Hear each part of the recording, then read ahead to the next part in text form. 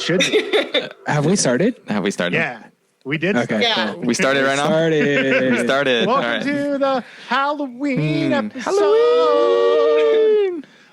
Featuring Diva Zumaya, from Twisted Listers podcast. Ooh. Diva, do you want to tell us about your podcast before we start? Yeah, definitely. Really cool. I've been listening to episodes all week. It's super fun. Yeah, thank you. Likewise, Awesome. You have a great podcast as well, sir. Yeah, Twisted Listers is my friend Cindy and I. We're both very diehard true crime people, and we come up with a thematic list category, and we just over research them and end up talking for like 2.5 hours about 10 examples of that category of crime. Oh yeah, they're big bites. They're king It's size. awesome. Yeah, Wow, it's okay. a lot of murder action, and I recommend it. And we have witty banter and talk about how we hate the criminal justice system, if you're into that kind of thing. Yeah, I love it because it's Okay. like when I listen to your episodes, I'm like, it's like carnage with compassion. Like you think of a true crime podcast, it's like you're like, yeah, and then then he stabbed her in the spine, severing her like spinal column, and it's not like that. Like you will say that there's an episode in Australian Murderers where you do discuss a lot of severing of spinal columns. It's Yeah. a lot, but you talk Spinal. about it like it's this like really awful thing that happened. You're not like, oh hell yeah, and then like I love Rob Zombie. Yeah, I mean a little bit. I mean, I do love Rob Zombie, but Yeah. And there's also like a good modern context of like, don't ever get married at a plantation. Like that's a good Yeah. idea. Like don't good- do that. That's a good tip. Yeah. But Kevin, I don't know if you've listened to the Murderous Women episode of Twisted Ooh. Listers, but it turns out you are dead and a ghost on this show. Oh, Wow. you know, there's Yeah. a lot of Kevin Lees though. There's at least 1 billion of us. Well, this one got brutally murdered, dressed in a black sequin gown, Nice. dumped in a ditch, Yeah. and then Oh, had the black no. sequin gown lifted over his ass to embarrass him. It was a horrible murder. and Wow. I will actually respect the tone. Damn. The listeners Friday not night quite gone so. wrong. Yeah. Yeah, Friday so night gone wrong. Kevin Lee, the landlord, is dead due to the Oh. Peterborough ditch murders. If you want to find out more Oh, about no. how our Spoiler dear friend alert. Yeah. Kevin Lee died, check out that episode of Twisted Listers. It's a Yeah. ton of fun. So, Diva, have you had any feedback from your listeners at all? Is there No, not yet. We hope we have a Gmail just in case we do. So, but we're having some increasing listens, so maybe some of them will do so. Do you think people are like more fascinated by like the gore of the true crime, or like the social kind of situation going into the true crime, or maybe the outcome? Or I would hope both. I know that you definitely need like the gore because like if I'm listening to a true crime podcast and they're like, oh, I won't get into the gory details. I'm like, Yeah. well, fuck Yeah. off. Yeah, I mean, if you're like, that's why everyone's there, right? Or at least Yeah, part you of gotta, it. yeah. Can't skip it. like if you're like he was scary and bad, and many people died. Thank you for listening. Like it's not gonna. Right. Yeah, or like the Bell Witch murders, which you talked about, were like ugh, so creepy. So creepy. Yeah. A lot of ghost stuff. You did a haunted house episode. Yeah, we're being Halloweeny right now. We did haunted murder houses this past week, and this upcoming week, stay tuned. We're doing actually satanic murders. Ooh. So you know not how there's like ones- satanic panic, which is like Yeah. ridiculous. We're doing like the ones that are actually the thing. Are any of them recent, or are they all kind of like stuck in the 80s? Oh yeah. Okay. Yeah, I just spent like too much time just now researching this guy Pazuzu Algarad. Do you know about him? Oh, I've heard of this guy. He's fucking crazy. Yes. You want to give us like a little tasty sampler if you're going to go into him a little bit, just like a 2-second. Don't. Yeah, spoil yeah, a it. little appetizer, Yeah. amuse bouche. I feel like I don't wanna Of Satanism, have just any- a little amuse-bouche. What I know of Pazuzu, I don't want to have any amuse bouche he's serving, but No, yeah, basically he was like kind of just like a white guy who looks kind of methy with like a bunch of tattoos on his face that are very poor quality, you know, and off to a good start. Yeah. and shaved off his eyebrows and filed down his teeth to point, and he's really Okay, going yeah. for it.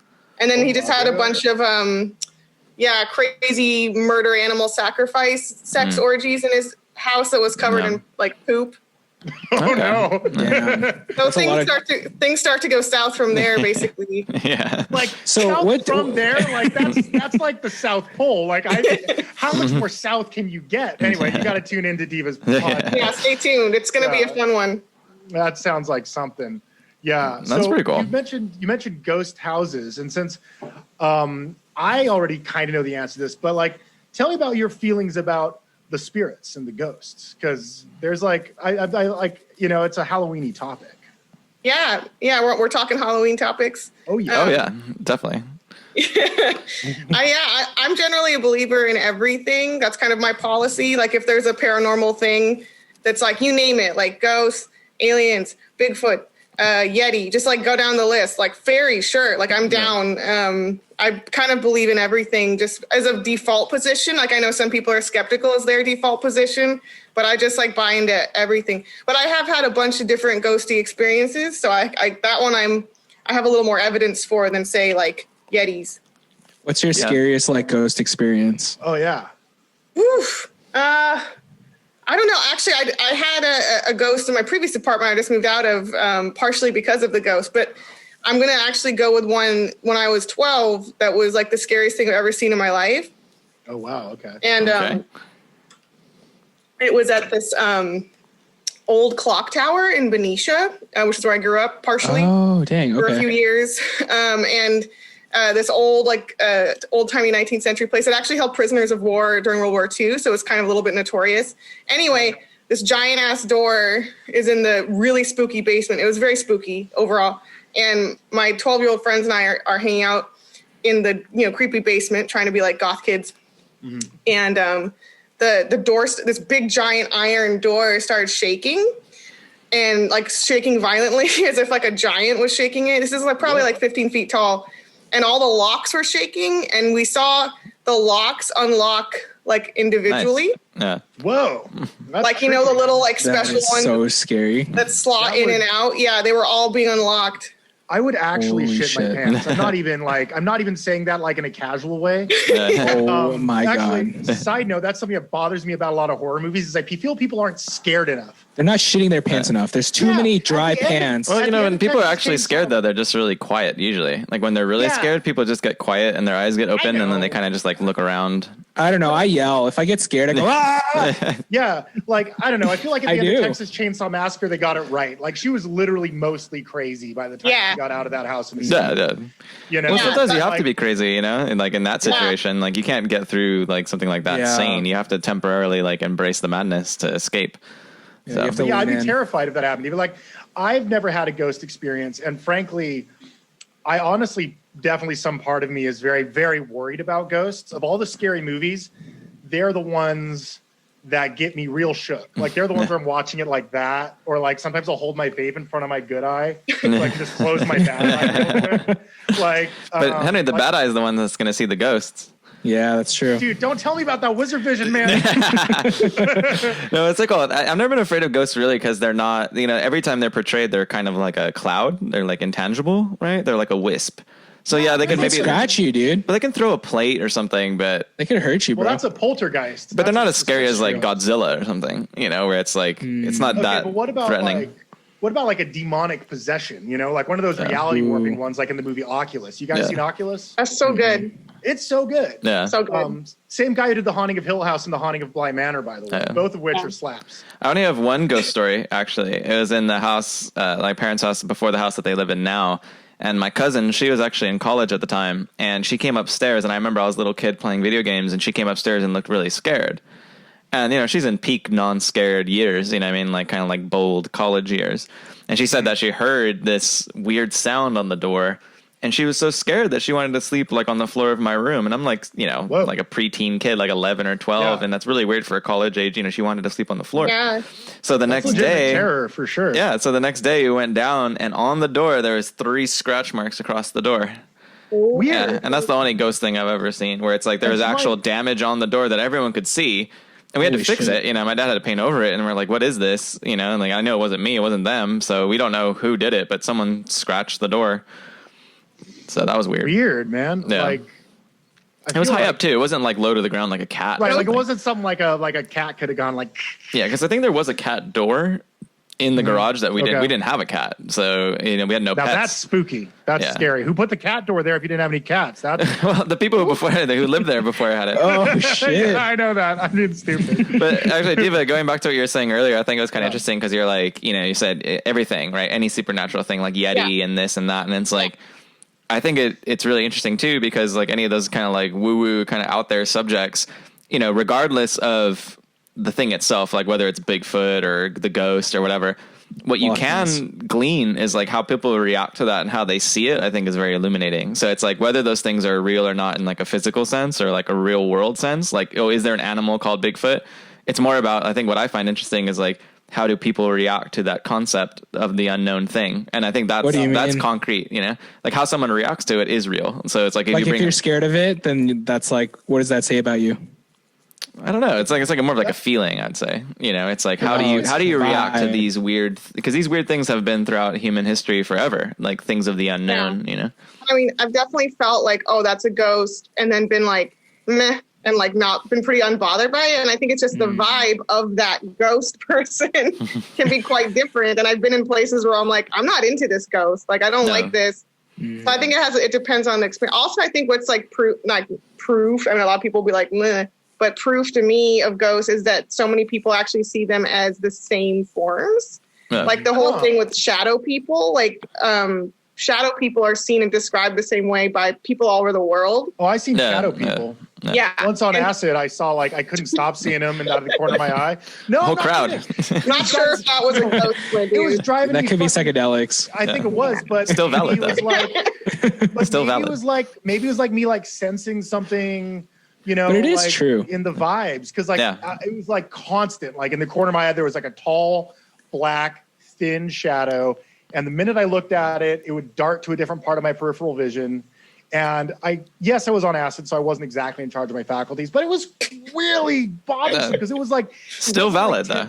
It wasn't 10 minutes either. It was like an hour, and then change in size depending on where out of the corner of my eye I thought they were. Like it wasn't always just like a floater where they're always like apparently 6 feet tall, 5 feet off. Like they'd be 20 feet away or like 2 feet away or like, and then like little low scurrying things too. It was far out. But it's a good point because it is global, it is universal, and it's throughout time. Like whether you go through Asian culture, European culture, Latin American culture, there's always ghosts, there's always spirits, and just consistent. It's true. It's a good that's why I think it's cool because it's like I think like I was talking to my girlfriend Kayla about this the other day too, where it's like the language of these things, right? So it's kind of like when you talk about a spirit or a ghost, or like Diva in your sense, right? Where you had this like ghost that was unfriendly.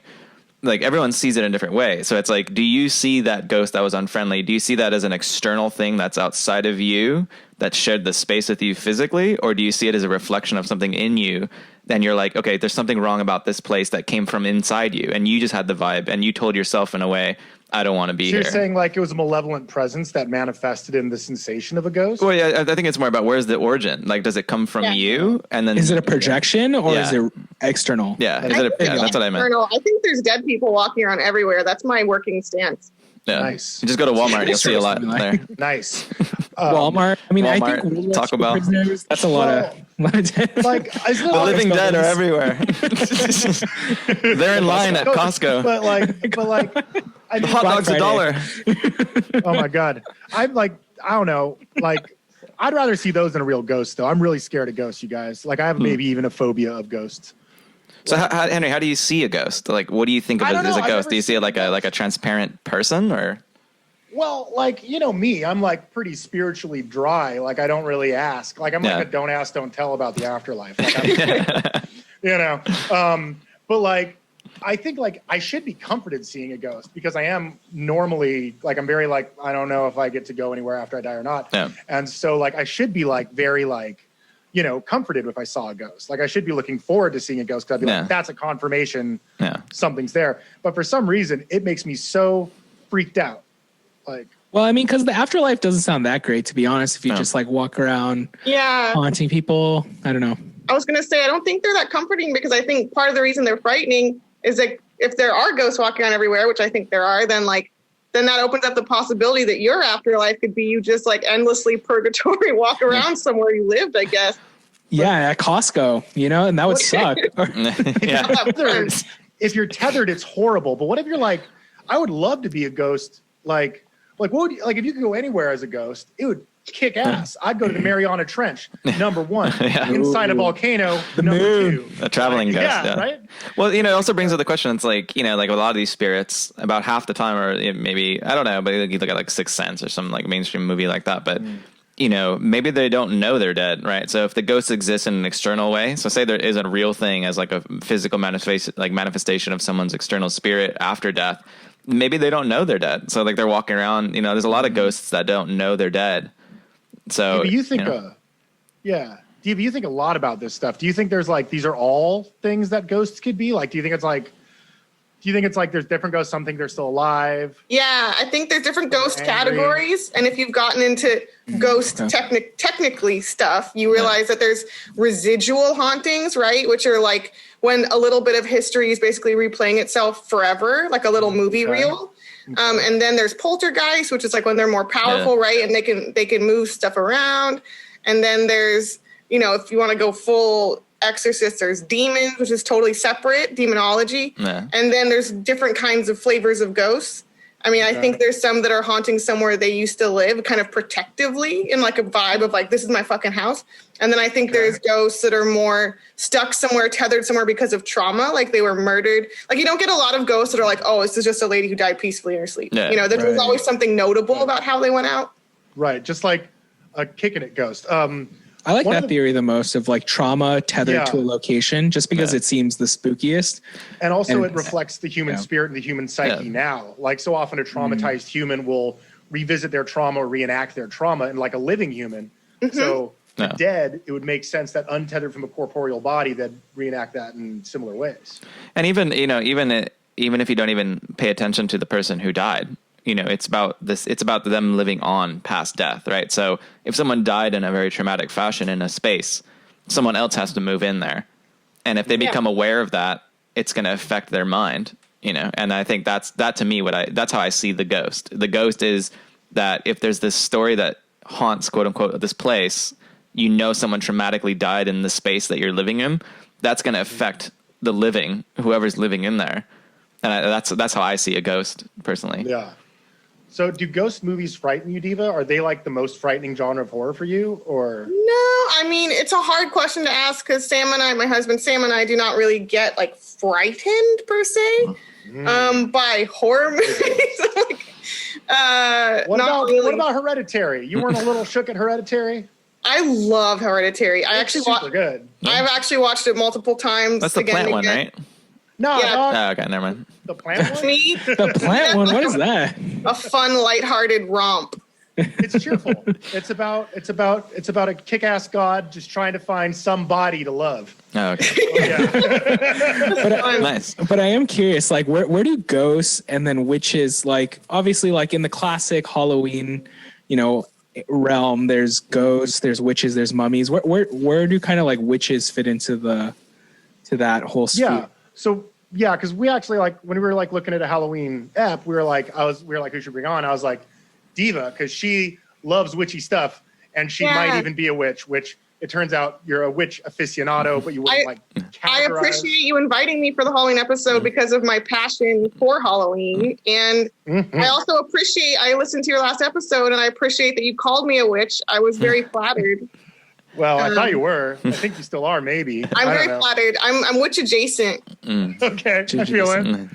Yeah, okay. I don't feel like I can claim it fully because there's people that do like are full-time witches, like that's their lifestyle, And there's a difference between like witch and Wiccan, right? Yeah. What's kind of that nuance? Yeah, walk us through this. What are some misconceptions about witchcraft? I'm so glad you asked. So like Wicca, I can't speak totally to it because I've never really Wicca'd, I don't think, but that's more of like a earthy, hippie type of naturalist thing. Ooh. Hey, Henry, this is the Earth is Fucked podcast. We're super. We got to protect the Wiccas. There was a very important Twisted Listers one-shot episode that discussed why hippies are bad. Oh yeah. Oh, okay, nice. Israel, what's his name, Diva? Israel Keys, yeah. Yeah. And he's a contemporary killer. His parents were fucking hippies. See what happened to him. Well, hippies come in all flavors, and that was a particularly bad one. If you're hippies on a cult, then that turns a new corner. Yeah, definitely. True. Yeah, but sorry, that's a derailment. No, it's okay. I mean, they all mean well. They all mean well. All the witch clubs, but there's like Wicca. There's like witches and warlocks proper, I think, which is kind of separate. Like if you're like doing witchcraft, that's not quite the same as Wicca.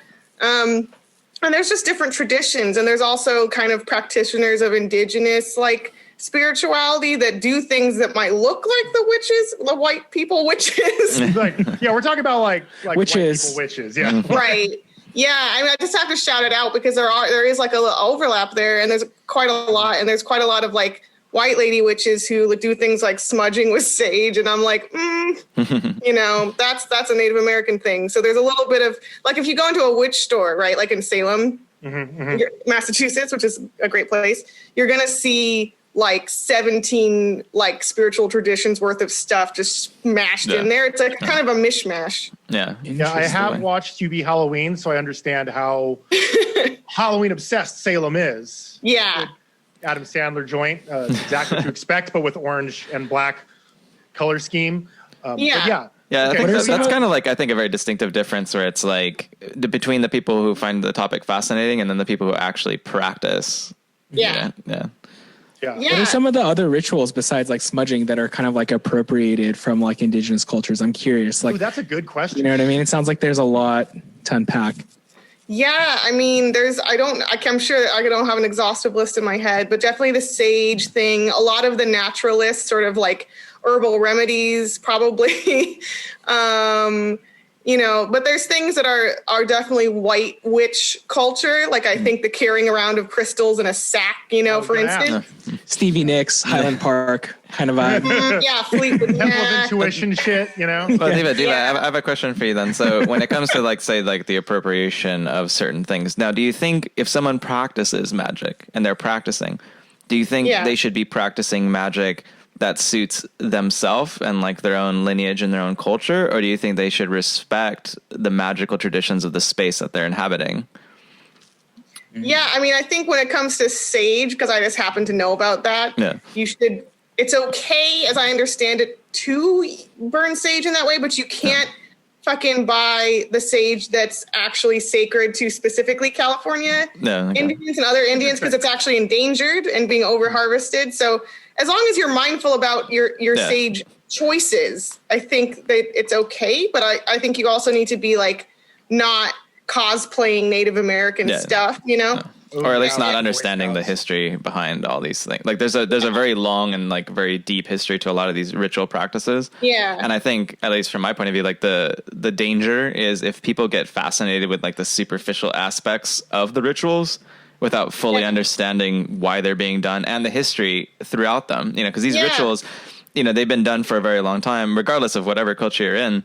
They have a history to these rituals. And if you're going in because you like the superficial aesthetic of a ritual and that's what you're fascinated by, but if you don't understand the history and like kind of the story, the living story behind it, that's kind of like an issue if you don't understand the history of the ritual. Mm-hmm. Yeah, exactly. And there's a lot of Instagram kind of witchery, where girls just want to look cute. And but I'm a historian by trade. And so I'm quite familiar with historical witches. And I think what's cool, and I think overall, like I would say they all mean well mostly, because if you think about it, like the European witchcraft, quote unquote, witchcraft tradition is just pagan spirituality, which was pagan stuff pre-Christians that just kind of stayed around, luckily, in some vestiges of like European paganism. And then they kind of later on, of course, like I said, they co-opted some indigenous North American and indigenous stuff from around the world. But like, it's all essentially trying to be like, let's, be spiritual about the earth. Let's be spiritual about like Mother Nature and do spells with fucking plants and stuff. And it's trying to, go back to a pre-Christian druid type of thing. And so I respect that. Isn't it super awesome and like testament to the validity that they've lasted this long? Could you even say perhaps they might even outlive these monotheistic religions that we've had so far? Yeah, it's cool. It's being pagan is cool. I think it'll last much longer than people Let me jump in with a quick Earth is fucked. This is the Earth is fucked, by the way. We talked about the Earth is fucked. I have one witchcraft related Earth is fucked, and then we'll move on. We're not getting into any of that heavy shit. It's a Halloween episode, ladies and gents.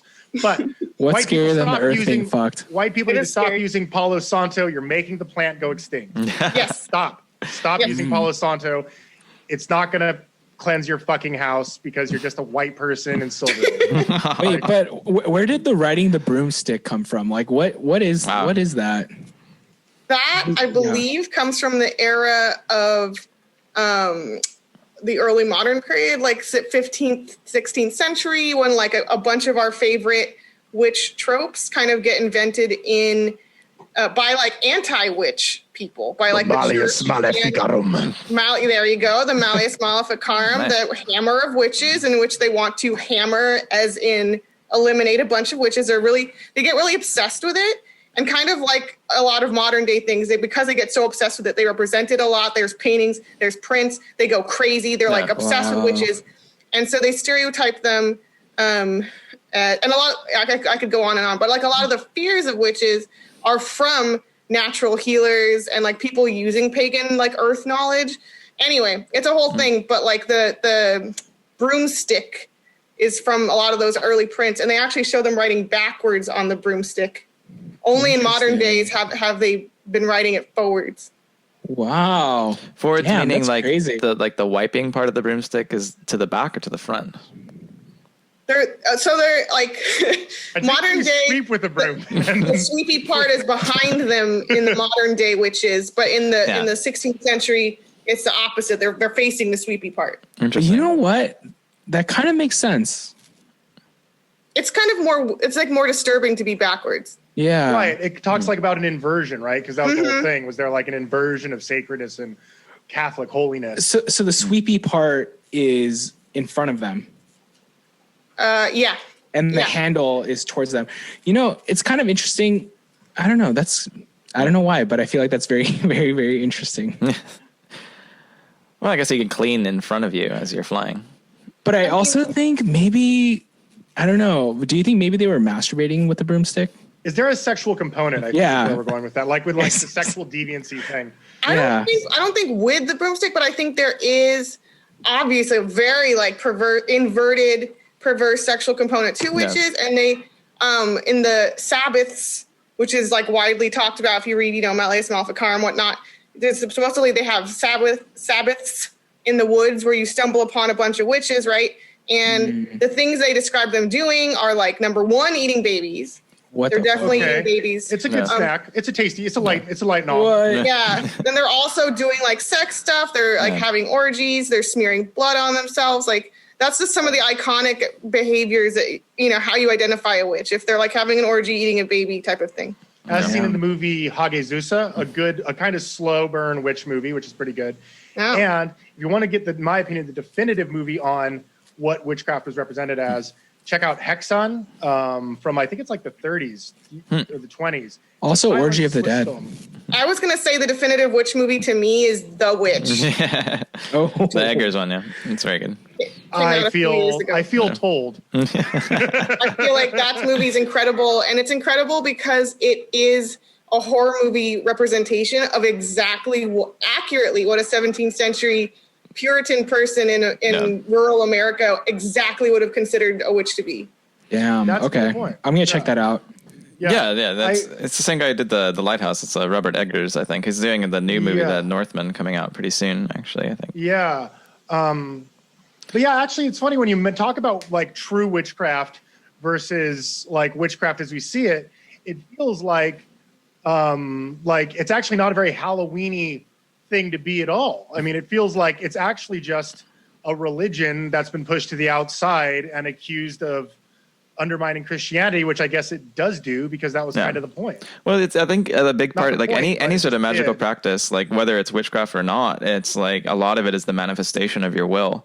So it's like if you're existing in a place where it's mostly monotheistic and that's like the last thing you want to do, that'd be seen as Satanist, right? Where it's like if you want something, you manifest it. And anything like that, it's been always like held to the darkness. That's been the occult because that's like the dark thing that no one wants when you're in like a monotheistic society. That kind of sucks, Yeah. So yeah. Well, I guess like Diva, you're saying that on your podcast you're going to do a Satanist episode. Mm-hmm. Are you going to do one of like a religious killer too to like balance it out, like someone who's like? That would be I feel like that would be a very different top 10 list because there's a lot of murderers who kill for like Christian religious regions, other religions. Basically, all religions do motivate people to murder. So I feel like we'd have to be fair and separate it out by religion, probably. Yeah, it's a really sticky wicket, actually, because I feel like everybody can be like, well, Satanists who murdered were definitely wrong. And if you know anything about Satanism, even within Satanism, it's not really part of the tenets of the religion to kill people. No, there's lots of different flavors of Satanists as well. Just like with witches, there's lots of different categories there. And it's something where like there is a class of Satanists where they're actually just super chill, like Berkeley, San Francisco, like hippie people, and they're not like trying to hurt anyone. They're actually just more into hedonism, and it's more like philosophical, you know? Yeah. And then there's a lot of stupid guys like Pazuzu, aforementioned Pazuzu, who are just using it to like look cool, and they're not really like doing an ideology with it. They're just like, I'm satanic. Ooh, aren't you shocked? Yeah. I feel like honestly, it would be pretty kick ass if demons were real, and if I could like summon one. I always thought demons were cool. They're my favorite type of horror movie. Like Drag Me to Hell, one of my all-time faves. Real good. So to this point, but I feel like these guys are like, I don't think you can really summon a demon. If you could, you probably would have to kill people or do something really fucked to get one to show up, but I don't think you can. So I don't know, you probably could. But Pazuzu didn't, and if anyone was gonna, he would have. No, he definitely didn't. He's a fake Satanist for sure. I feel like Satan is like sorry, classic Satan. No, I'll wrap it up quick. I'm not. I ramble, but I won't this time. He rambled, but like I feel like if Satan's like as we see it in the doctrine, and a lot of these hardline Satanists, from what I understand, and correct me if I'm wrong, Diva, but I think a lot of these hardline Satans believe in the Christian Satan. You know, they believe in like not like an abstract Satan, but like the Christian Satan, like wants to like take Lucifer. souls. Yeah, and like so like they're like, oh, I'll do this fucked up stuff to like win Satan's favor. But I'm like, Satan's whole job is to trick chumps into going into like a burning abyss. So why would he show up? He'd just be like, sweet, check, got that one.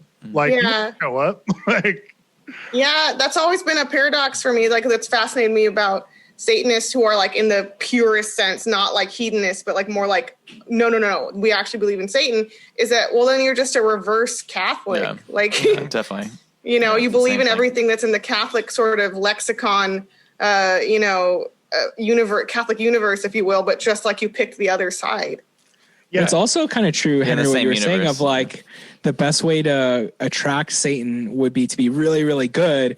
And then Satan's obviously going to be like, come on, do something evil. Like, rather than you're doing already evil shit, he's going to be like, oh, all right, check. You're going to be in hell. See you soon, buddy. Yeah. Whereas like, you know, if you really want to call upon Lucifer, Satan, or whatever, you gotta be really good. You know, is that a lot of it's like, like, you know, the way it is like Satan is doing your will. So it's like doing what you want to do, which goes against like Islam or Catholicism in a way, where it's like you're, instead of being part of the group and like submitting to this group and submitting to Jesus and like being on your knees in front of Jesus with your mouth open in front of Jesus, instead of doing that, you know, you kind of like you stand on your own feet and you walk your own path. You know? Yeah, that flavor, the hedonistic LaVeyan, really is what we're talking about. You know, Anthony LaVey. Okay. The very traditional, that's the Church of Satan, like officially. Yeah, but the Church of Satan today, though, the LaVeyan of evolution of LaVeyan Satanism today is more like that, where it's just individualism, it's hedonism, and they're more just, I think, using Satan and satanic imagery and like iconography as like a way to say that we are completely opposite of Christianity. We're completely opposite of everything they stand for, and so they're kind of using it as like a fitting imagery, but they're not really following Satan proper. Yeah, definitely. Yeah, and props to them too for like all the kind of civic work that they do. And they're very active with the separation of church and state. They're very all about keeping Christian ideology out of like laws. That's like their big cause. Yeah, and they're good at it I'm too. Down for that. Is, like they're very good at it. So props on that. I got one defense for old school, red and the horns and the cool Satan. And to me, it's kind of confirmed by this book I read called Barlow's Inferno, which I need to give to you, Ben, to read. Yeah. It kicks ass. It's written entirely in hell. It's just about demons living in hell. Yeah. And like, I always was like, history's written by the victors, right? That's how we get like racisms and how we get Republicans and how we get, a lot like colonialisms and stuff like that. I like your quick summary of everything wrong in the world. Just like racism, Republicans, colonialism. You know, where the Earth is fucked. This is man. the We Earth got is this fucked. down to, Yeah, like a quick. Yeah. We can do it quick. I get it in there. There's no time to be deep when the planet is burning. Yeah, so might as well just have fun, you know. Yeah, but so maybe like Satan, you know, like the cool Satan. Yeah.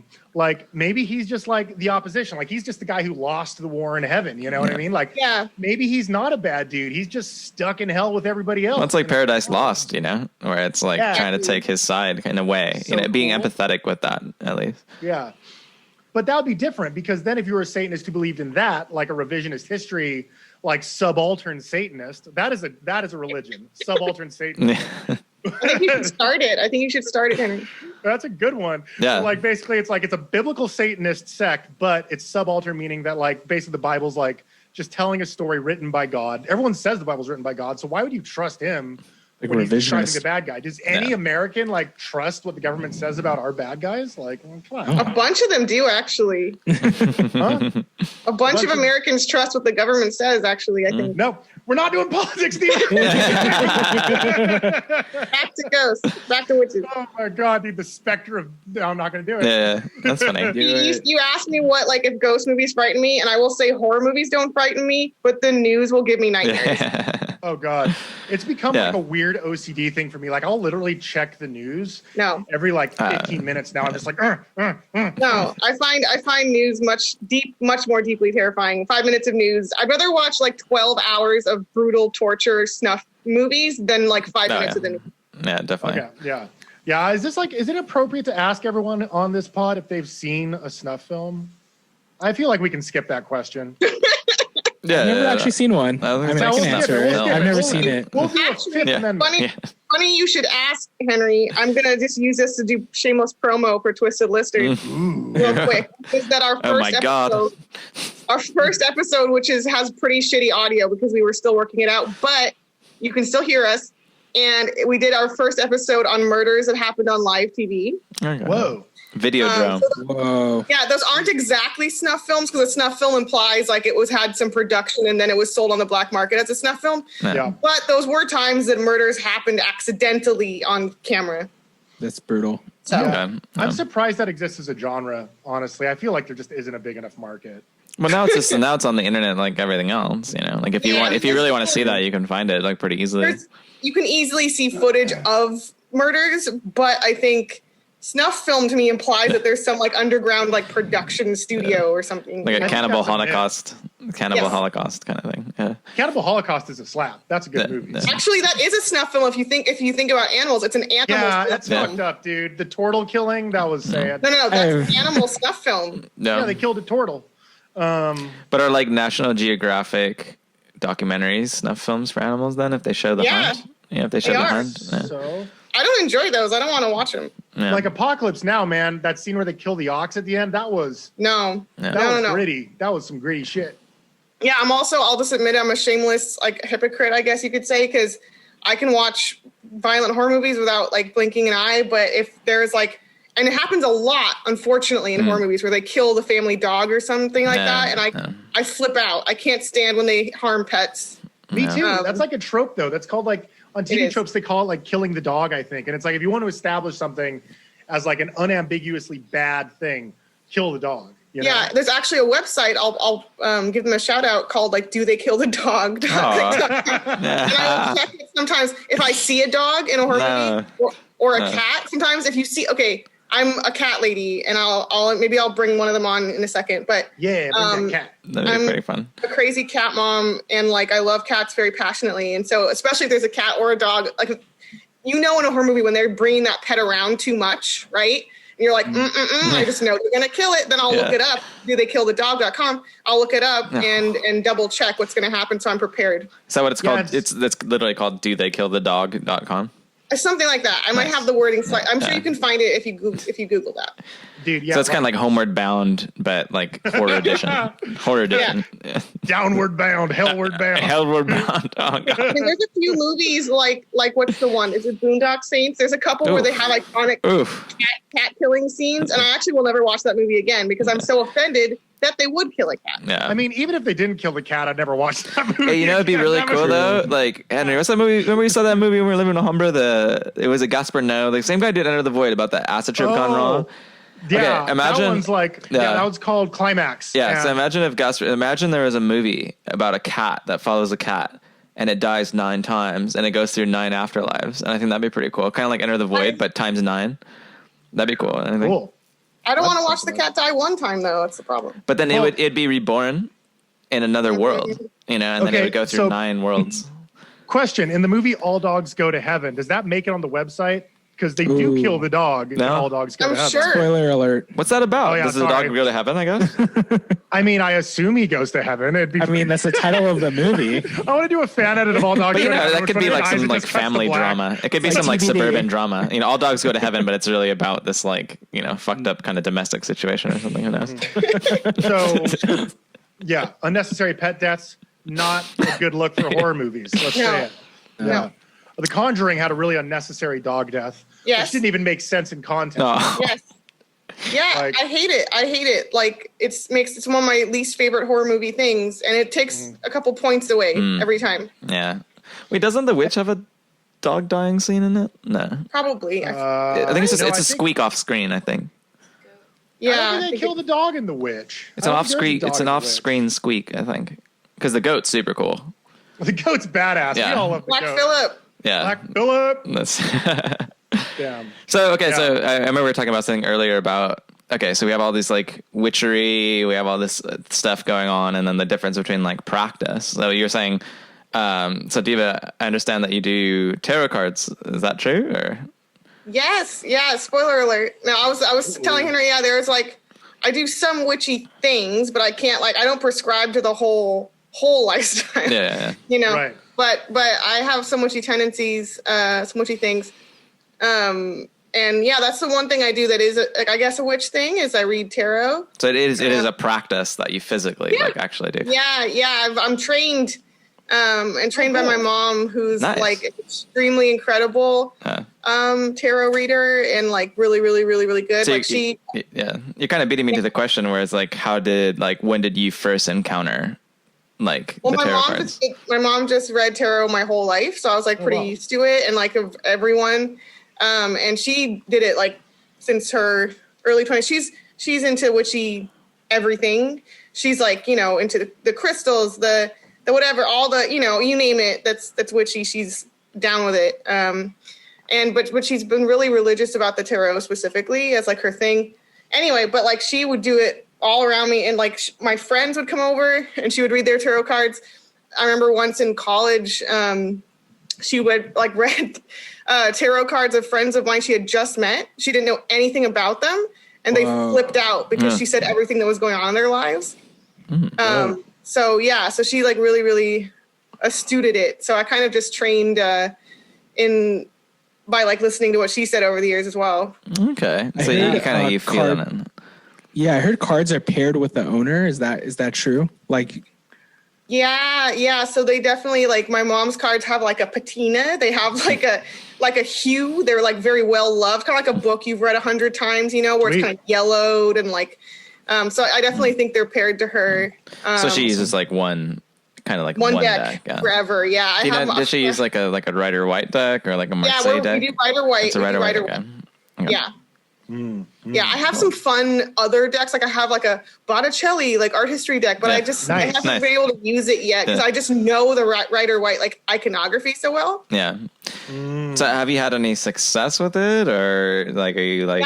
Yeah, I think so. I'm just beginning. I'm an amateur still, but I think it's been pretty good. And it's not really like me. I think it's more like people putting their energy on the cards. Kind of. And so you always ask before you read it, like, you know, to touch the cards. Like if I was reading your tarot, Henry, I'd be like, okay, touch the cards, shuffle them for like 5 minutes, breathe on them, like touch it. Like you got to put your energy, you know, into the cards. And then all I do is put them in a certain sequence that they traditionally go into, and then I tell you what you put down there. And it has had some resonances with the people who I've done it for so far. So far so good.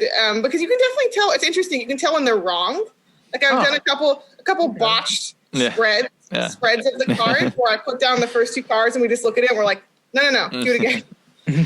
Do you find outside of doing tarot readings and like when you work with people and stuff, do you find yourself in general like pretty empathetic to people? Like, can you kind of feel what people are feeling at the moment, even outside of a reading? Or I think my mom and I share like a thing that I've heard people describe as being like an empath. I don't know if that's the right way to describe it, but like it's not being psychic. It's more like you just are very attuned to everyone's vibes, everyone's energy. Yep. And I felt like that the strongest evidence I have for kind of being that is like I've gone to some notable, maybe like haunted, trauma-filled places, you know, in my travels. And every time I've like when I went to Dachau, the concentration camp. That's got to be heavy, man. And I almost Even threw up. Like I felt physically ill for a couple days afterwards, and I felt like I was going to vomit. And the person who I was traveling with wasn't like that. She was like, all right, you know. Okay. Yeah. And so sometimes if I go to really historically intense places, I just feel very uncomfortable. Okay. Interesting. That makes sense. Like I said, it's like kind of like tapping into that then, you know, it's like, you know, you have to be able to, like when you do a reading, I think like to feel the person, like if you're not able to feel kind of what they're doing and to like go through the reading with them and to be able to read someone in the present that immediately and like their vibes. Yeah. And there's some amount of interpretation, of course, like even if I don't know someone that well, and I've a couple times read it for people that I didn't know that well. And it's sort of like, part of it is just reading people where I'm like, well, I'm going to guess what these swords or these wands like mean for you based off of your vibe, you know, based off of your energy that you're giving me. And I'm usually right. Yeah. So in a way you could see it is that like, it's like tarot cards are like a conduit for your energy and their energy kind of forming a confluence, meaning hypothetically you could take like a deck, like for the right practitioner who developed their own methodology, you could theoretically do this with a deck of cards. Correct? Like, okay, cool. That's interesting to know because it's like, I think that phrases it in a way that a lot of people can understand where like, I think a lot of people who are like skeptical of tarot would be like, oh, well, what's so magical about these cards? And it's like, it's not, it's the fact that you build a relationship with them and you put energy into them. And, it's an exchange between the two people in that moment of time. And it's totally different. Like for instance, if, you know, I'm kind of doing a little guesswork with someone I don't know versus like if my mom reads my cards or if I read my husband's cards. They have like an advantage. Totally different. Yeah. Because I can see the combinations of cards and I'm like, oh, I know immediately what this means for you. And it's cool because sometimes it's also more about insight. And that's what I hate. This is a tarot misconception. I really hate people making them very definitive. Like, you know, I've seen crappy tarot readers be like, this is a card of death. Something terrible is going to happen to you. It's like, fuck off with that. Like, it's very open-ended. They're not saying what's going to happen. They're not future predicting. They're more like, here's what you're thinking about. Here's what you're going through. Like, here are the potential things that could happen. It's very open-ended. So it's more of like a form of attunement almost. You could almost say like, for somebody whose feelings are clouded or like messed up or muddled, like maybe a really good reading could help clarify their thoughts and their problems and like help them like deal with current issues in a more meaningful way. Exactly. And you can also do like past, present, and future tense spreads. So my mom will do that sometimes and she'd be like, here's where you're at now and do a spread for that. And then be like, okay, well, what do you need to know for the future? And there's a separate spread for that. You can also ask the tarot card deck questions, like what's two things you need to know and pull 2 cards. You can kind of like pull specific things out of it. But there's always built in with every spread, there's like what you're going through right now. And the future tense is always built in and like what you need to know is kind of built into it. So it's more kind of an advice type thing in a way. That's cool. So do you consult your deck with regularity? Like, is this like a lifestyle, like a life practice that you do? Not lately, since it's kind of social and I haven't been able to see anyone. I was going to say, like, touching the cards and breathing the cards. It sounds very, like... not pandemic friendly. I don't think I can do it virtually. No. That's true. I don't think you could. You have to feel it. I've done it for my husband. in quarantine, but that's about it. But I don't read the cards for myself. Maybe I should. Yeah, and I think you definitely, like, at least just hearing you talk about it, it seems to me like, and you have that history and like the family history, and you have all these things, and then like you said, your experience at Dachau and stuff. It's like it seems like you have it, So yes, you should definitely do it for yourself, because I think there's a lot that can happen, and like a lot that can be gleaned from it if you choose to incorporate that. Yeah, I think there's honestly, like, talking to you about it, Diva, and the way you understand it and the way you relate it to us, I feel like, one, there's a lot of room in the modern life for divination of a kind. And also, maybe we use it individually more than we think. Like maybe average humans day to day will like divine things from signs and symbols from a semiotic relationship to the outside world, you might say, that they don't even internalize as like actual, like what you would call, or what some people call divination. Like the deck oblique strategies, which Ben and I both have a deck of oblique strategies. It's kind of the same, yeah. Yeah, it is. I mean, it's kind of you need something that's outside of yourself to reflect against. So it's like a guidepost to be like, okay, I know my internal environment. I need some sort of randomization device. Like the deck, any deck, right? And then you compare your thought process against something that's random. And through that process, you get to illuminate and glean something that's like, hey, you know what? I can actually use this, and I can't do it on my own. I need some sort of random device outside of myself to reflect upon, to give you kind of a guide. And it's up to you to interpret that guide, but it's usually for the better.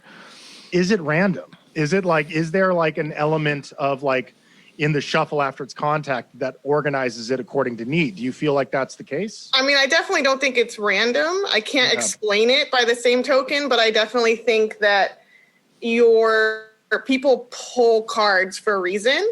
According to at least my mom and my kind of tarot ideology anyway, I'm sure other people think of it differently, but like basically the cards and my thing I'll say that's very eerie, this has happened again and again and again. I've seen it with my mom and myself a couple of times too, where like let's try it again. Let's do a second read. You shuffle the cards. I shuffle them. I'm a very good card shuffler from, board games as well. So I like shuffle the shit out of the cards and all the same cards come back. Damn. So like when I see that, it's like, yeah, there's a reason you got the sword and that wand and this and that, and also, I was going to say they're just very relatable, like iconography, they're very timeless themes. And like once after, I remember a long ago, decade ago, horrible breakup, I pulled a card that's one of the most iconic cards of the person face down in the sand, their back full of swords. And it's like, well, yeah. Oh, wow. Yeah. There you go. And then constantly when I was having, financial hardships for many of the past years, I would constantly pull the card that's like, because there are different themes. There's like swords, wands, pentacles, all these things, and cups. And I would constantly, when I was dirt poor, I would pull the card that's the little starving family in the cold, looking at like idolizing the pentacles in the window, wishing they had the pentacles. And it's like, that's very relatable. Yeah, that's wild. Cool. Yeah. Yeah, I mean, because like some of those, though, I get confused by. Like when I was younger, I wanted to get a tattoo of the Hanged Man because I thought the Hanged Man was really badass. And I was like, no, it's not a badass card, really. I was like, that's brutalis. That means like I'm going to be a hanged by my foot guy. I don't know. And like I looked up what it meant. And I was like, oh. Wait, what does it mean? I forget, but I knew. Diva, what does it mean? It's like being in stasis. It's like it's not bad. It just means you're kind of stuck. You're like chilling. You're not moving forward. Yeah. In other words, it's not like a really chill tattoo idea unless you're a really grim dude. Or do that. Right? It seems like whatever age you were, or like whatever your mindset was when you got that tattoo, you'd be like stuck with that mindset for a very long time. Been a curse. Oh man, I wonder. Like, yeah, I definitely could have accidentally cursed myself. Yeah. I kind of believe that like tattoos carry like a magic. I've kind of definitely that. Yeah. Like I believe that like applying a tattoo, whether or not you immediately think it has meaning, like because it's a really painful mortification of the flesh, it's wrapped up in a bunch of ritual used in a lot of cultures for like affirmation or change. Like I got a scarification procedure done when I was really young and stupid.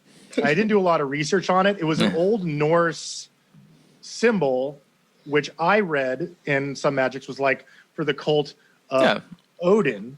It also, unfortunately, it turned out years later had another use by other people who might be really into European tradition in a slightly more bad way. I'm going for some. That's the point of symbols, like neo-Nazi or like white supremacy. Oh shit! Yeah, like some Proud Boys stand back, stand by. It was a fucking Valnot, and like I regretted that a long time. I still don't know what that is. I finally got it covered up by a withered tree. But see, that's an interesting you bring up, Henry, because it's like the power of a symbol, or like the way I would see it as like a sigil, where it's like the symbol itself carries power, and it's more like the reason you got it in the first place was you're attracted by the power of the symbol. Well, so this is you're right, and this is where I was going with this. Is like, despite how its other usage was, and like I said, I've covered it and removed it in every way I could because I don't want that mistake to be made by other people that I'd be down with that stuff, because I'm super fucking not like to the furthest degree. But when I read about it, it was like they said in this little website page, like, don't trust the internet, but it said like this was ascribed to the cult of Odin, and this mark was generally carried by those who wished for a challenge in exchange for wisdom. And I was like, that sounds tight. And I don't know if it was because of the procedure I went through or what, but in the years I had it before it was covered, there were some rough fucking years, man. Like most of the really chaotic shit that happened in those years. And I did learn a lot and gain a lot of internal fortitude from it. So, it expressed itself. You got that symbol on you, and what it did, it functioned correctly. You were attracted by the idea that this thing will give you struggle and that you'll get wisdom from it. And that's kind of what it gave you, Yeah. So anyway, like regardless of the actual intent and the reason I covered it up, I thought it had that's the first time I noticed its quality. Ben, Kevin, Diva, you all have tattoos. Like, do any of you have tattoos you feel have a magic quality? Yeah, I have Stay Hungry on my arm, and I'm definitely hungry all the time. Like, I just want tacos, chips, hot Cheetos, You're a prophet, barbecue. Kevin, a prophet. That's a cursed tattoo. Pizza. It is. I love now that you so have to eat for the rest of your life, Kevin. I know. Now that you got that tattoo, you have to eat day, multiple times per day. No, I mean seriously. I you have to eat 3 times a day at least, right? Some people eat once a day. 5. But we all have to eat to live, and that's unfortunate. It depends on your eating habits. Earlier, I made a face because I realized that if I took this costume off, I'd still be in costume because I just look like the actor who played the dad in Dinosaurs, which is John Goodman. I'm not stoked on that. I'm pretty sure because when I saw that, I completely forgot about Dinosaurs. I thought the last episode ended tragically. Don't they all die at the end? It ended with the Earth being fucked. Yeah, they all die at the end. It's a sitcom. It's like an 80s sitcom, right? It's supposed to be funny, and it's like laid back. It's like a funny sitcom. They're like a family, but they're dinosaur puppets, right? But if I remember correctly, the last episode they all die. Yeah. That's pretty brutal. It was a really weird tone change. It's why it's one of my favorite shows. The show itself is garbage trash. It's stupid. I hate it. It's just a sitcom with dinosaur masks. But the ending is kick-ass. Anyway, let's go back to tattoos, though, real quick, because I want to hear from they do have power. And you, Diva, for sure. So, do you have a magic tattoo, Diva? Diva, go first. Yeah, Diva. Oh, I just wanted to say as an aside, fuck neo-Nazis, and especially fuck the ones who try to appropriate Viking culture. Here. I'm significantly Norwegian, and I take a lot of pride in that. And so is my husband, and we have a lot of Norwegian family traditions we do. And you know what? There's a lot of indigenous Norwegian folks who still love and celebrate those traditions and Odin and whatnot, and it's great. Yeah, definitely. I agree. The Vikings were not Nazis, everyone. No, they weren't. The Vikings are not really Nazis. Frustrated and embarrassed when it's important to say, found that out about my giant scar I had cut to my rib cage, because it's still there. Yeah, well, it's underneath a tree that has Lemmy's skull. I can see it. And you know what's crazy is that it was scarification, and apparently, it's cool. So I just looked it up. Process.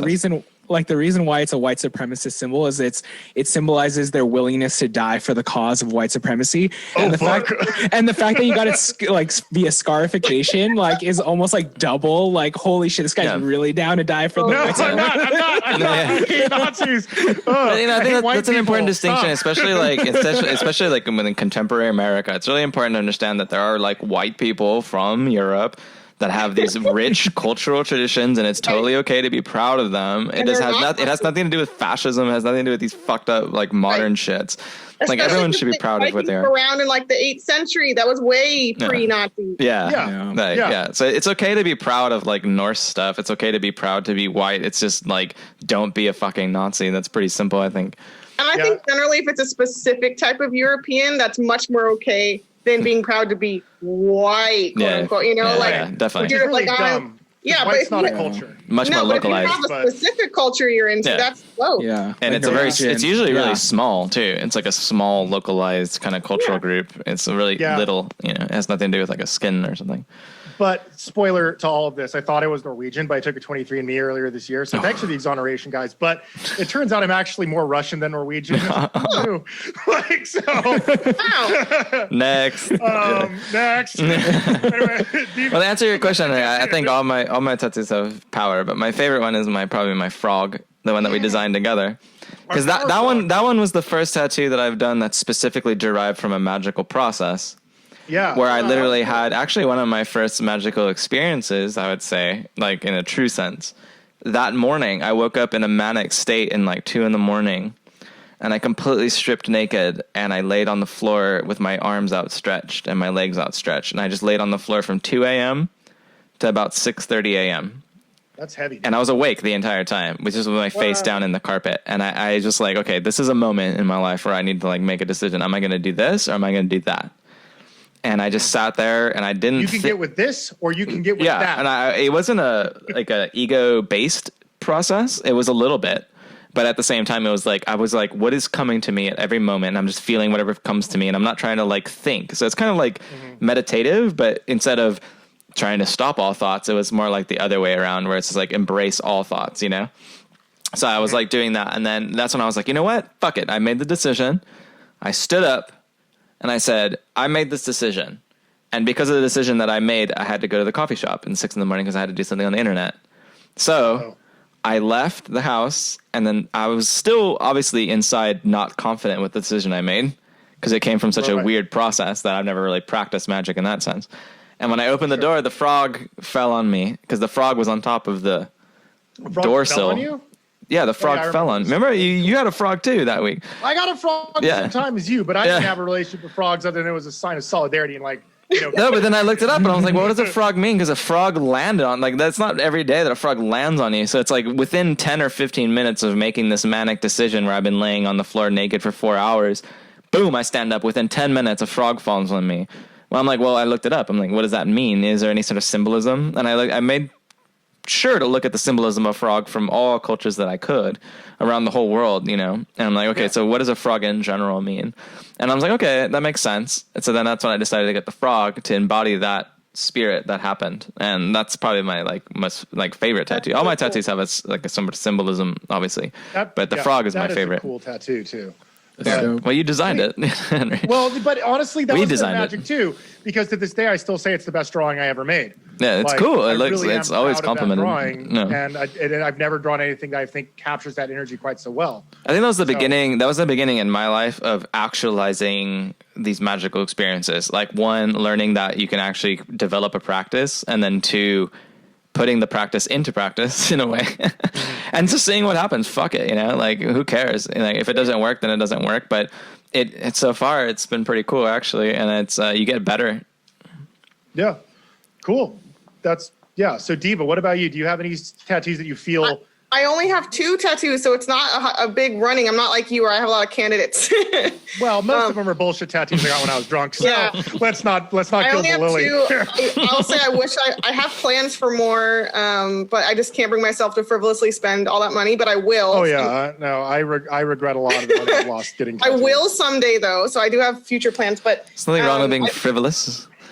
No, I feel pretty strongly about them both still. I have just one on my leg that's a Tool lateralis eye because I love Tool very much. Tool is very cool. Yeah, and then my profound tattoo is, you can't see it, is this one. Oh, cool. It's a Lord of the Rings. I love that tattoo, by the way. I know that tattoo. It's a Lord of the Rings tattoo. And it's also, speaking of like the magic of like how it came together for your frog, this one's kind of magical because my mom drew it and designed it. Whoa. Oh, cool. Wait, what is it? Because we couldn't really see it. I saw there's some Elven script and then some sort of...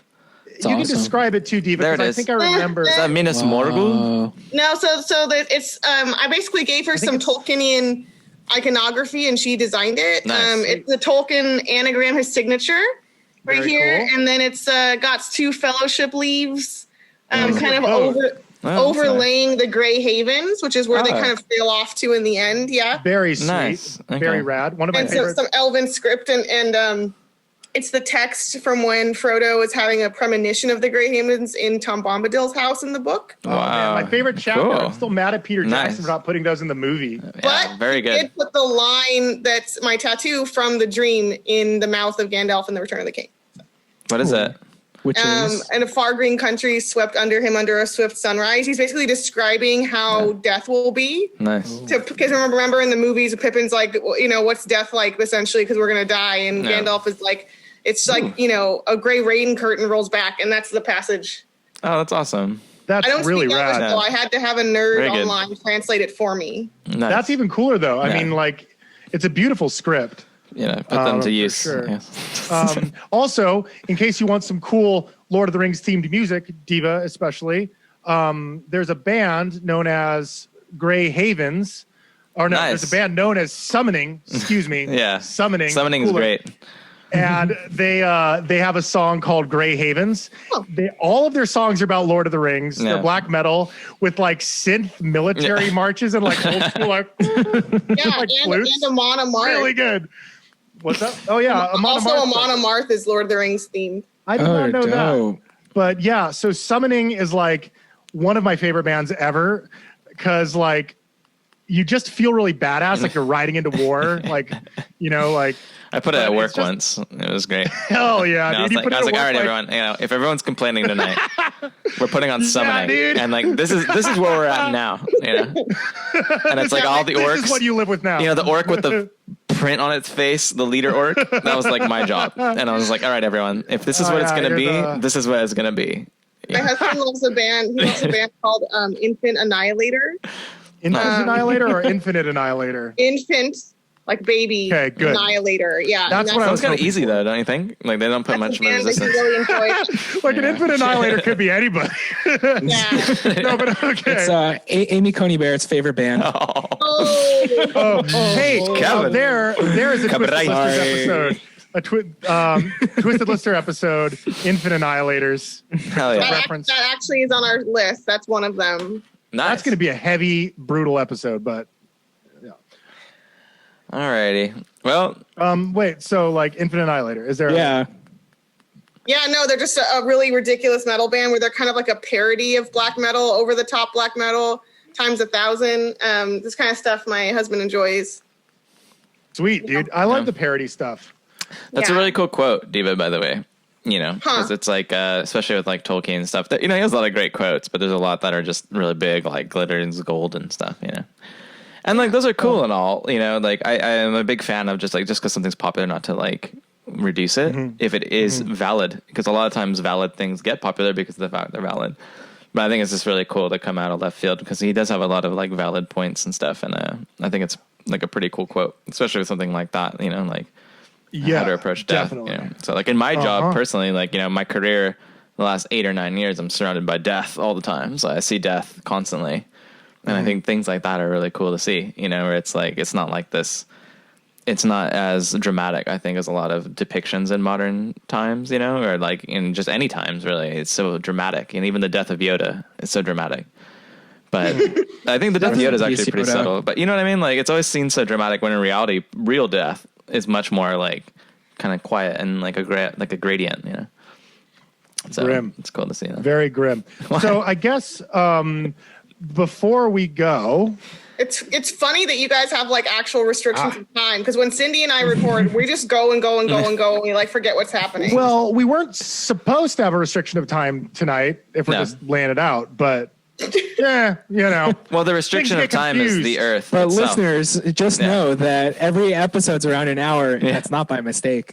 Yeah, and since you can see all this on video, what you saw earlier of Ben holding his phone to the screen was Ben telling us that we've cleared an hour. No, it's just knowledge. This is knowledge. I think the ultimate time limit is the fact that just now, I don't know if you guys saw this, but today I saw something about how the methane gases are just starting to be released. Oh, yeah. Yeah, Earth and that's a big deal. Earth is fucked. Back to scary shit.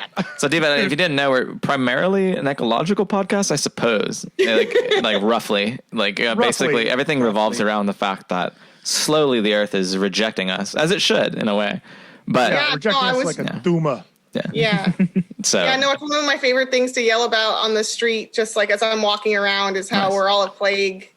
Yeah. Humanity I like it. is a plague. Yeah. We need more manic street preachers like you. I mean, I just tend to say everything intensely. It's a good band.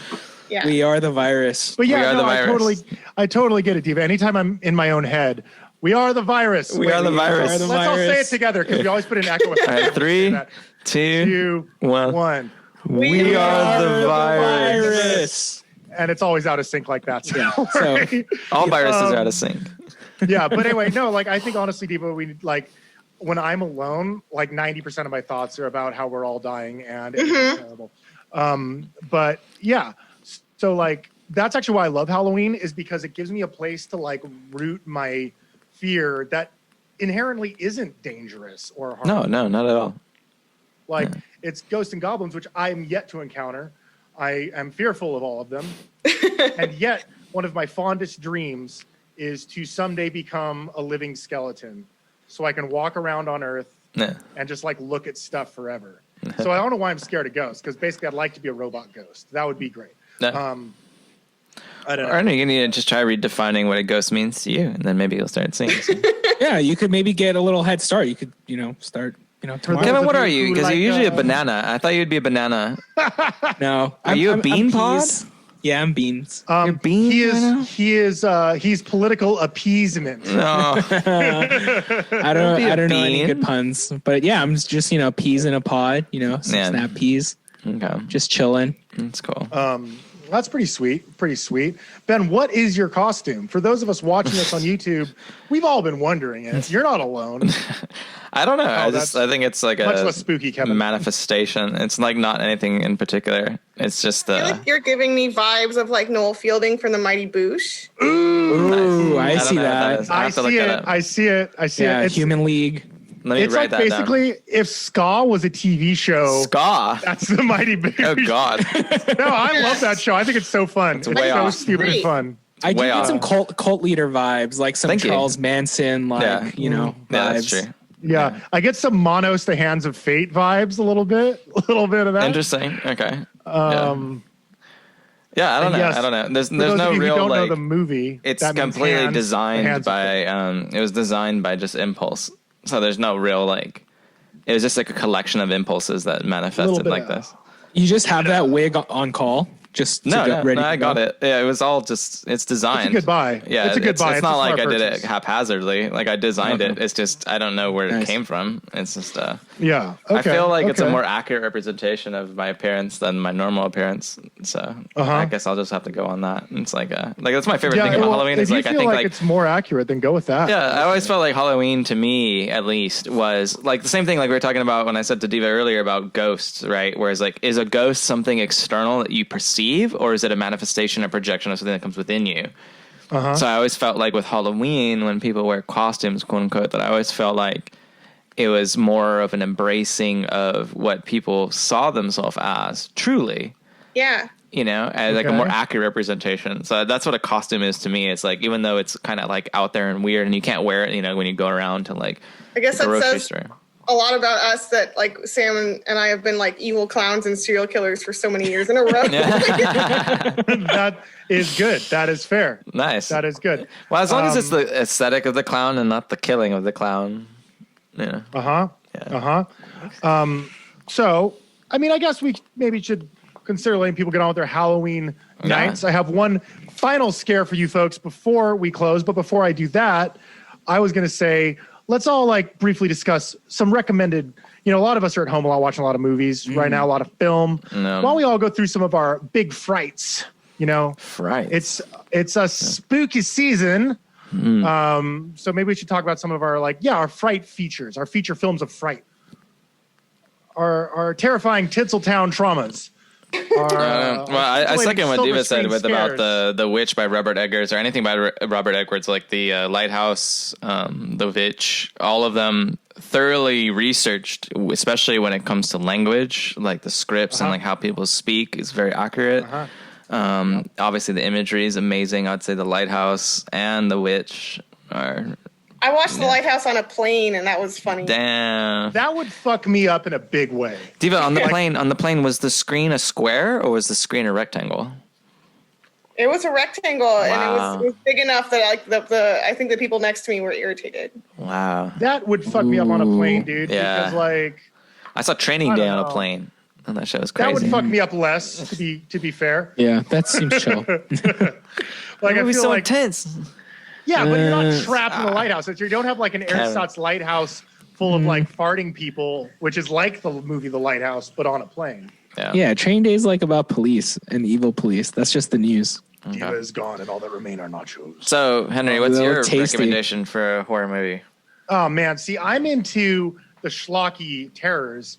Bay of Blood, any of the Giallo films, I'm a big fan of. I feel like you can't make it through Halloween without seeing House of a Thousand Corpses. Already checked that box. You know you gotta. Yeah. But like I would say that like any of the Giallo, like anything by Lucio Fulci, I would recommend The Beyond or The House by the Cemetery. Yep.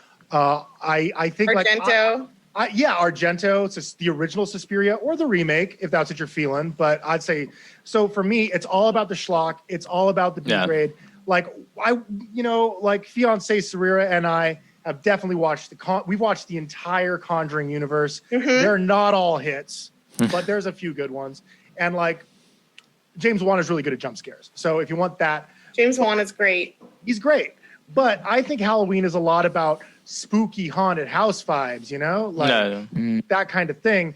And for me, that itches scratched most through like movies from the 50s to like mid to late 80s. And I feel like those are really where it's at. The Hellraiser series is a must watch in my opinion. Hellraiser 1 and 2 are must. The sequels, I don't like the sequels. I only like the original. I think 2 is cool because that's get their kink on, that dimension. Wishmaster, that's about an evil genie, and it is a schlocky classic, dude. It's like fulfill your destiny. It's like the guy's always saying that. It's good. It's good. Okay, so that's it for me. Okay, what about you, Kevin and Diva? Whoever. I mean, for me, I don't know if this is really a horror movie, but my favorite is Scream. I think Scream 1996. That's a total horror. It's almost like a comedy. Like I rewatched it, and then I'm like, it's almost like a comedy, but it's also a horror. But I love that it's meta. Yeah, it's very meta, and like it has like callbacks. It's like good. It's good. I like it. We just watched that last night. It's like a horror movie for horror movie fans because there's all these references. Yeah. I love it. Also, Matthew Lillard is very Matthew good. Lillard, and so that, depending on your take on it, I always like them in Hackers, though, of course. So it's such a vibe. Them in SLC Punk.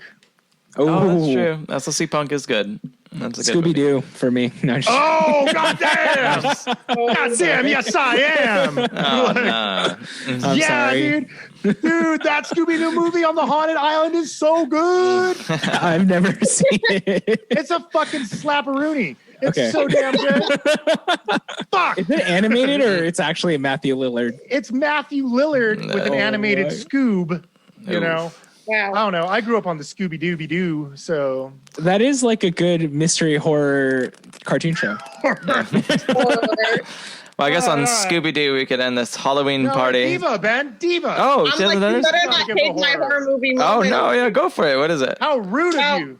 As Henry can attest, I can talk about horror movies for if you start a time like a what's it called? Stopwatch right now. I could go for like 12 hours. We could have done the whole goddamn app with you just listing horror movies. Yeah. I could, so I can talk about a lot, but we have a meticulously organized list of favorite horror movies by category. So I'm just going to shout out to one of my favorite categories, which is I call Oops, We Stumbled into Hell. And it's like a movie where a group of people are like, whoops, I guess we're in like biblical hell. And that includes The Void, which I love very much. Ooh, that's good. From Beyond, but also specifically I want to shout out to As Above, So Below, which I love. Oh, that movie is a fucking banger. Yeah, and also lesser known, all of you guys should watch this. This is my witch homework. Baskin.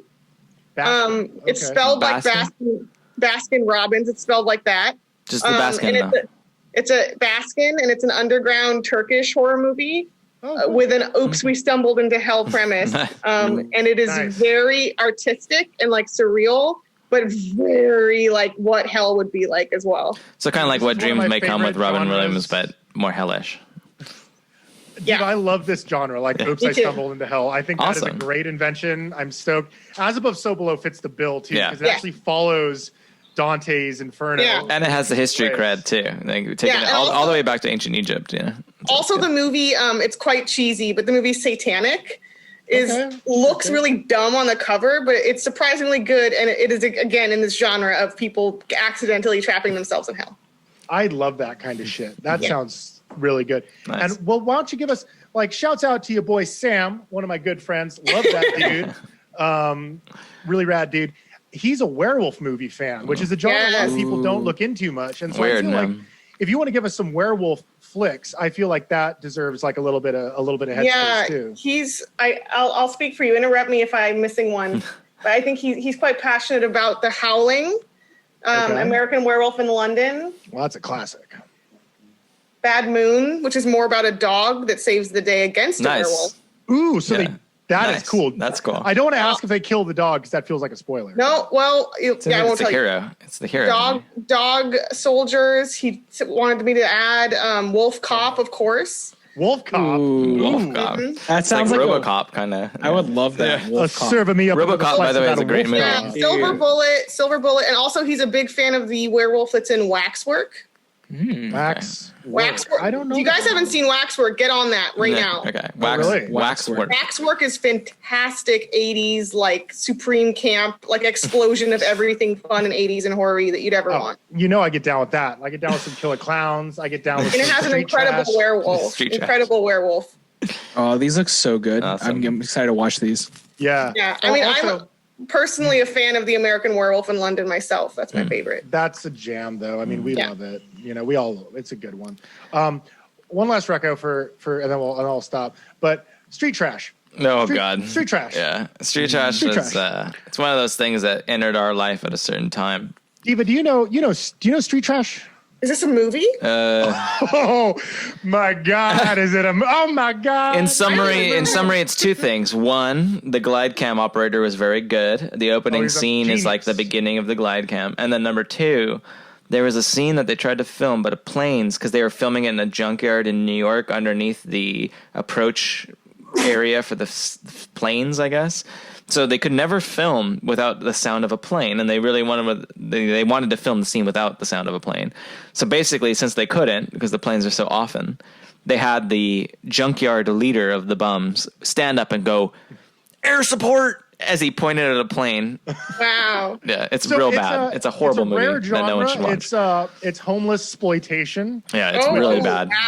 Wow, that's a genre, huh? Yeah, it's real bad. Well, it has one movie, and it's called Street Trash. It's really bad. It's really bad. No one should watch it. No, everyone should watch it. No one should watch it.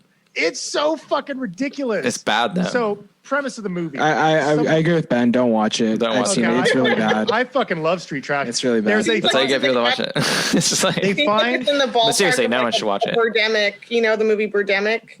No, it's better than Birdemic. I mean, it's not... Birdemic. That sounds great. Birdemic is pandemic mixed with the birds. Street Trash is about like buying shitty Birdemic, wine. Wolf Cop. I'm down. Street Trash is like, okay, you wake up, you go to the store, you buy shitty wine, you're all fucked up, you drink it, and you're fucked up.